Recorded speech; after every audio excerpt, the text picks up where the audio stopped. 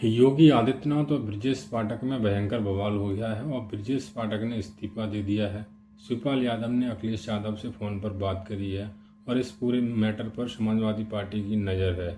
ये दोस्तों उत्तर प्रदेश में क्या हो रहा है, ये सभी खबरें हैं और ये खबरें चलाने वाले हैं और कोई नहीं, बड़े बड़े चैनल ABP जो कि उत्तर प्रदेश का बड़ा चैनल और नेशनल चैनल माना जाता है, वो ये खबरें चला रहे हैं कि ब्रजेश पाठक ने इस्तीफा दे दिया है क्योंकि वो पहले बसपा में थे, बसपा से होते हुए कांग्रेस, कांग्रेस से होते हुए जाकर के बीजेपी में जाके अब राष्ट्रभक्त बन गए हैं और बीजेपी के बहुत ही कर्मठ कार्यकर्ता बन गए हैं। उनको ये नहीं पता कि कहाँ कहाँ से आए हैं घूम के, और अब अलग अलग पार्टी से आए हैं, दूसरी पार्टियों में रहे हैं, जबकि योगी आदित्यनाथ और मोदी किसी और पार्टी में नहीं गए, बीजेपी ही रहे। तो इस पर उन्होंने कहा कि दूसरा नाम लिया है ना, उनका इशारा था योगी आदित्यनाथ की तरफ। तो पत्रकार ने कहा कि आप योगी आदित्यनाथ के बारे में बात कर रहे हो, तो उन्होंने बोला नहीं नहीं, मेरे से मत कुछ बुलवाओ, आप खुद सर्च करो, अपनी टीम से सर्च कराओ और पता लगाओ कि वो पहले कहाँ से आए, कि वो कहाँ थे और कहाँ से आए हैं।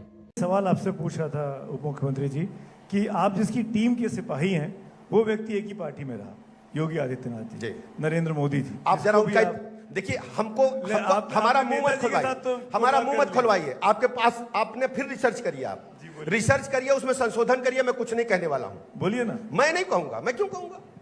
क्यों? नरेंद्र मोदी जी रिसर्च आप नहीं, मेरा ये कहना है आप रिसर्च करें सेकंड नाम पर जो आपने कहा, और हमसे मत कहलाएं। अच्छा, योगी जी के लिए बोल, मुझे क्यों कहला रहे हैं? मुझे अब इसी को लेकर खींचतान है। उधर से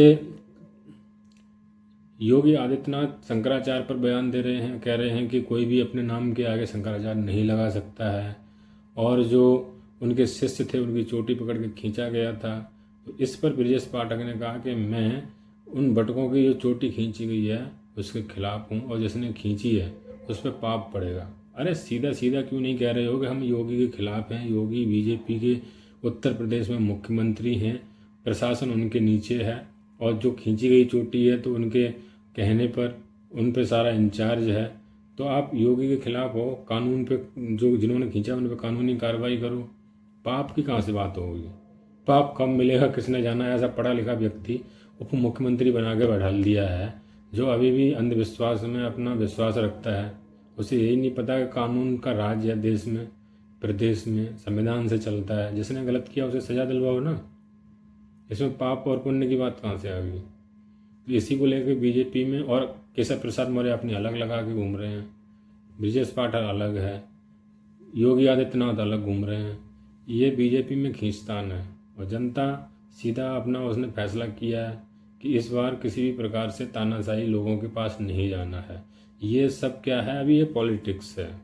केशव प्रसाद मौर्य OBC के वोटों को खींचना चाह रहे हैं बीजेपी की तरफ, ब्रजेश पाठक ब्राह्मणों के वोट को लेना चाह रहे हैं, योगी आदित्यनाथ जो है हिंदूवादी के चेहरे पर जो हिंदू वोट है, तीनों हैं एक ही, लेकिन वोट अलग अलग से लेकर के बीजेपी को मजबूत करना चाह रहे हैं।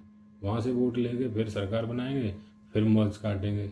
जनता भोली वाली है, इनकी राजनीति समझ नहीं पा रही है। वो सोच रही है अरे ब्रजेश पाठक अच्छे आदमी हैं, अरे ब्रजेश पाठक अच्छे आदमी हैं, अरे केशव OBC वाले सोच रहे हैं अरे केशव प्रसाद मौर्य बढ़िया आदमी हैं, और जो छत्तीस अपने आप को कहते हैं वो सोच रहे हैं अरे योगी आदित्यनाथ आप तो हमारी व्यक्ति हैं, और जो हिंदू हैं पिछड़े वर्ग में दलित में सोच रहे हैं वही सबसे बड़े हिंदू हैं, तो वो उनके साथ हैं।